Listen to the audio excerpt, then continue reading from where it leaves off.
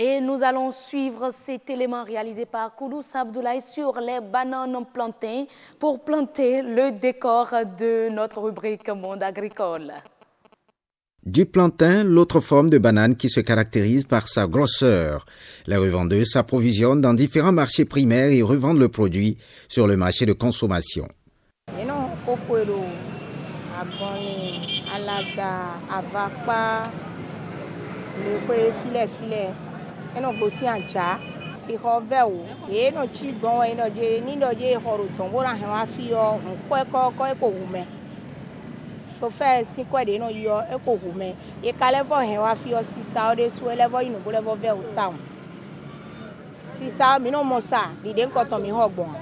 Fruit tropical, le plantain est consommé cru, parfois frit et souvent associé à certains mets. Le plantain est très prisé et attire plus d'un dans les restaurants et autres lieux de vente de nourriture. C'est un mets béninois que j'apprécie beaucoup. Donc je passe le temps de la haute ici, prendre un tchéquet, un petit repas léger pour pouvoir continuer le travail dans l'après-midi. Quand je prends ça, je me sens à l'aise. Beaucoup adorent à loco. D'autres, quand ils ne trouvent pas à loco, ils ne mangent pas. Féculent largement consommé pour son goût, le plantain permet à la revendeuse de réaliser de bonnes recettes.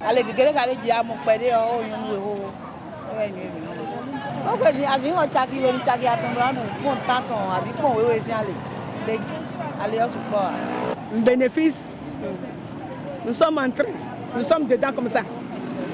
Nous sommes dedans comme ça. Nous sommes dedans comme ça. Nous sommes dedans comme ça. À peu près, bénéfice par jour, sur les plantains. Par jour, je gagne 3 000, 2 500 jusqu'à 5 000 pour supporter mes enfants et ma famille. S'investir intensément dans la culture des plantains au Bénin, entre autres opportunités à saisir par la jeunesse. Du plantain, l'autre forme de banane qui se caractérise par sa grosseur. Les revendeuses s'approvisionnent dans différents marchés primaires et revendent le produit sur le marché de consommation.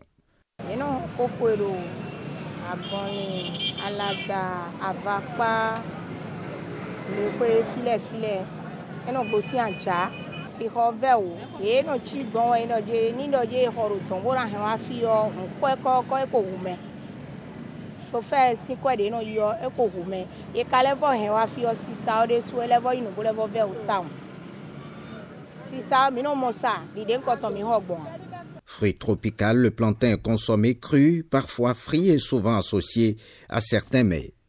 Le plantain est très prisé et attire plus d'un dans les restaurants et autres lieux de vente de nourriture. C'est un mets béninois que j'apprécie beaucoup. Donc je passe le temps de la haute ici, prendre un tchéquet, un petit repas léger pour pouvoir continuer le travail dans l'après-midi. Quand je prends ça, je me sens à l'aise. Beaucoup adorent à loco. D'autres, quand ils ne trouvent pas à loco, ils ne mangent pas.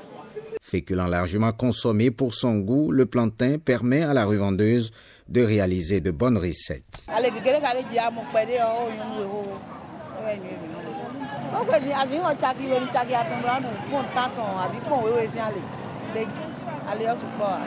Bénéfice, nous sommes en train, nous sommes dedans comme ça.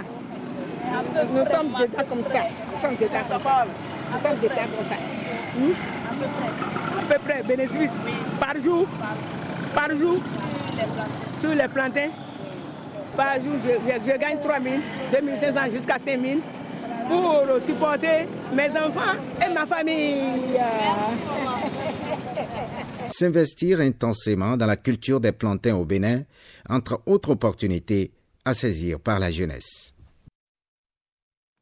Merci donc à vous, Koudous Abdoulaye, pour ce reportage. Et on retrouve Estelle Pazou également en couleur.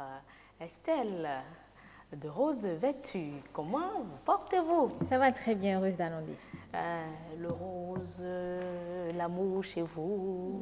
Comprenez juste que c'est un prélude rose à la Saint-Valentin. N'est-ce pas? Mesdames et messieurs, le 14, prenez le rendez-vous. Des choses vont se passer sur le grand rendez-vous, j'annonce. Vous êtes avec Rodrigue Agbangla pour nous parler de la banane en plantain. Merci d'être avec nous, monsieur Agbangla, ce soir. Merci beaucoup, madame Heureuse. Vous avez passé un excellent week-end? Très bien, ça s'est bien passé. La semaine également a bien commencé? Très bien même. Parfait. Estelle, on peut y aller. Alors, Monsieur Aglanga, on vient de voir un reportage sur la banane plantain au Bénin et on se consacre sur ce plateau à la production de la banane plantain. Alors, quelle est la place de la banane plantain dans les spéculations agricoles? Bon, nous pouvons dire que la banane plantain compte parmi les cultures vivrières les plus importantes au Bénin et se classe après le maïs, le manioc et le riz. Mais moi, personnellement, j'ai honte de dire ça parce que ce n'est pas encore une filière. Dans le secteur agricole, les gens ne s'intéressent pas à ça. Il n'y a même pas un rapport pour le plantain au niveau du CADER, appelé aujourd'hui DDAEP, Direction départementale d'agriculture, de l'élevage et de la pêche. Alors, nous avons besoin de beaucoup de producteurs dans le domaine. C'est à peu près ce que je peux vous dire. Et aujourd'hui, si on décide de se consacrer à la production de la banane plantain, quelle peut être son utilité? Bon, la banane plantain a beaucoup d'utilités. Lesquelles? Et sur le plan économique, tel que ça se vend beaucoup sur le marché. Il y a aussi l'utilité médicinale, parce que les gens utilisent les feuilles de banane plantain, les infusions pour guérir certaines maladies. Si nous prenons par exemple la peau de la banane plantain, la peau mûre de la banane plantain, pilée, sert de cataplasme pour les plaies. Il y a aussi le plan alimentaire. Sur le plan alimentaire, je tiens à préciser que la banane plantain est riche en sels minéraux et en vitamine A. Or, peu d'aliments contiennent les sels minéraux. Alors voilà autant d'utilités que nous avons pour la production de la banane plantain. Mais pourquoi est-ce que la culture est si peu intéressée? Pourquoi on s'intéresse si peu à la culture de la banane selon vous? Oui, parce que bon, ce n'est pas encore un truc vulgarisé. Ce n'est pas une filière telle que je viens de l'annoncer, ce n'est pas une filière au Bénin. Mais qu'est-ce qui empêche sa vulgarisation? Vous dites que ce n'est pas encore un truc vulgarisé. Bon, c'est parce Pourtant, que... c'est quand même consommé. On a eu une revendeuse. Bien sûr. Elle a au moins comme bénéfice au moins 5 000 francs par jour. Bon, il faut reconnaître que le secteur agricole ne s'intéresse pas à ça. Nous avons au Bénin quelques producteurs de par certains départements. Parce qu'il y a les zones agroécologiques de la production de bananes plantain, que nous appelons les bassins de production. Si nous prenons par exemple le département de l'Atlantique, nous avons la commune d'Abomey-Calavi, de Tori, de Zier, et Tori-Boissito, d'Alada, et le département de Mouno, il y a Lokossa, il y a Atiémé. Vous allez voir dans l'élément tout à l'heure, et la dame parlait d'Alada aussi, et elle a parlé aussi d'un village d'Alada également. Et il y a le département des collines, où pour rencontrer les bananes plantain au niveau de Dessazoumé, de Savalou, et Savé et Glazoué. Est-ce que toute cette production répond à la demande? Non. Comment cela se fait-il? Parce que la demande dépasse l'offre. Donc les gens ne produisent pas encore la banane plantain telle que cela se doit. Et que faut-il aujourd'hui pour produire davantage la banane plantain? Oui, il faudrait que nous commençons par en parler beaucoup dans les médias. Et Comme ce que nous faisons comme ce que nous faisons d'ailleurs, justement. Et intéresser nos producteurs, leur parler de la rentabilité de la banane plantain. On peut en faire une entreprise, c'est une entreprise agricole, pour que les gens commencent par investir dedans. Est-ce que déjà pour produire les semences de la banane plantain existent? Bon, il y a les centres de recherche qui travaillent beaucoup sur ça. Si nous prenons par exemple INRAB travaille beaucoup sur la production des rejets de banane plantain. Donc il y a une manière de produire les rejets de la banane plantain. Donc, et les centres de recherche mettent à la disposition des producteurs des variétés améliorées de banane plantain. Est-ce que tous les producteurs ont accès à ces variétés améliorées? Justement, non, parce qu'ils ne maîtrisent pas, ils ne connaissent pas, ils n'ont pas l'information. Et aujourd'hui au Bénin, qui sont ceux-là qui produisent la banane plantain? Bon, la banane plantain, ce sont les agriculteurs qui sont dans les zones rurales. Les zones agroécologiques que vous venez de citer? Bien sûr, exactement.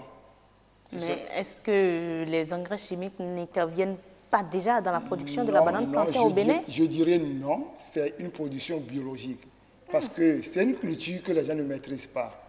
Et c'est vrai, la banane épuise le sol. La banane a besoin d'engrais organiques, surtout les fientes de volaille, du compost. On ne peut pas, au Bénin aujourd'hui, la production est vraiment bio. Ça, il faut le reconnaître. Wow. C'est quand nous allons commencer une production à grande échelle, peut-être les gens vont commencer par faire de l'apport en engrais chimiques. Mais à l'heure où nous parlons aujourd'hui, c'est une production purement biologique. Mais on retrouve quand même sur le marché des bananes plantées, vraiment de grosses bananes plantées. C'est compte tenu de la variété. Ah bon? Parce qu'il en existe plusieurs variétés. Il y en existe plusieurs variétés. Okay. Et aujourd'hui, que peut la recherche pour la production du plantain?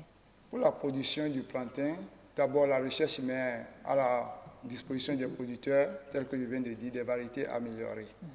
Et la technique culturelle, parce qu'il y a une technique, le plantain, c'est toutes les spéculations des techniques culturelles. Et la technique culturelle et le suivi, c'est-à-dire la lutte contre les ravageurs et les maladies et parasites. Bon, parce qu'il y a eu une période au cours de laquelle les bananes plantains ont été attaquées, hein, notamment dans l'Ouémé. Bien sûr, non, là, ça c'est encore un autre cas et nous allons revenir sur ça. Parce qu'il y a des zones infestées dans l'Ouémé qui ne peuvent pas pour le moment produire de la banane plantain. Qui ne peuvent même plus produire de la banane plantain. En attendant, non. Parce qu'il faudrait qu'ils laissent d'abord le domaine en jachère pendant 1 an et faire d'autres spéculations après les jachères.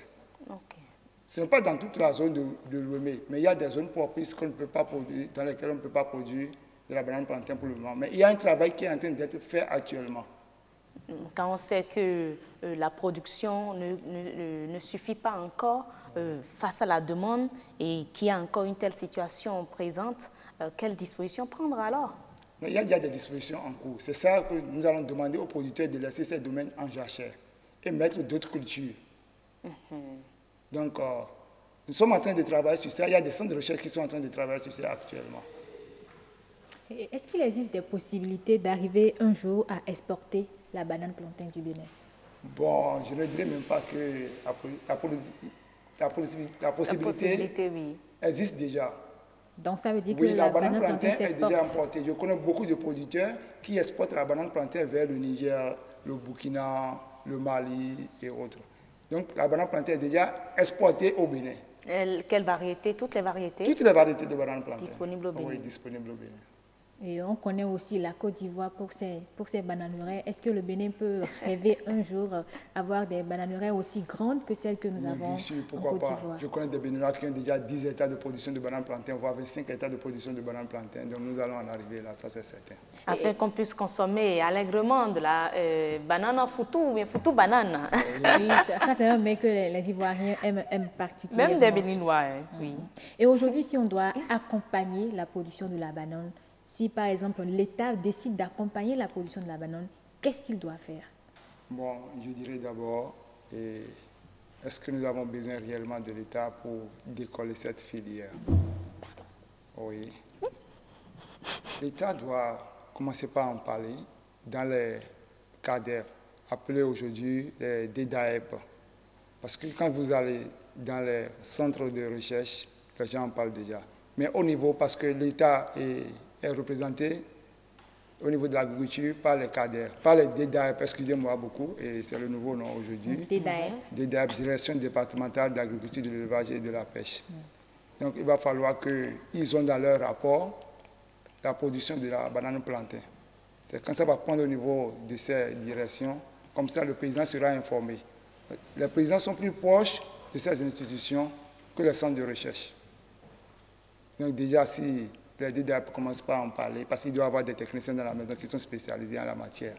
Donc quand les autres vont commencer par en parler, les encadreurs iront sur le terrain et pour leur parler de la rentabilité de la banane plantain, je suis sûr que les producteurs vont s'intéresser à ça. Donc en gros, on peut retenir que la banane plantain a quand même de l'avenir au Bénin et il suffit juste d'y mettre les moyens nécessaires pour y arriver. Ça a beaucoup d'avenir, c'est un secteur vraiment rentable. Donc, les jeunes qui nous écoutent aujourd'hui peuvent opter pour cette activité-là, être comme vous, producteurs de bananes. Mais c'est faisable sur toutes les saisons ou ça, bien sûr, c'est faisable. D'abord, la banane plantain, il faut reconnaître que la banane plantain a besoin de l'eau en abondance. La banane plantain a besoin d'un sol riche et meuble. Il faut aussi Est-ce que ces sols-là, cette terre-là dont vous parlez, est-ce que c'est disponible aujourd'hui? Bien sûr, la terre, on a assez de terre meuble au Bénin. Ce n'est pas ça qui manque. Nous avons assez de terre. D'accord. Voilà, Monsieur Rodrigue Agbangla, merci pour toutes ces informations que nous avez apportées aujourd'hui sur ce plateau. On retient que la banane plantain est prometteur au Bénin. Merci beaucoup Estelle Pazo et son invité, M. Rodrigue Agbangla, producteur de bananes plantain précisément ou de bananes tout court? Plantain. Plantain, donc mais vous je fais êtes aussi spécialisé dans les bananes dessert aussi, qu'on appelle communément sautement. Les bananes, les jaunes, exactement. Ah, très douces. Très hein? douces, Oui. Merci beaucoup déjà d'être passé sur ce plateau.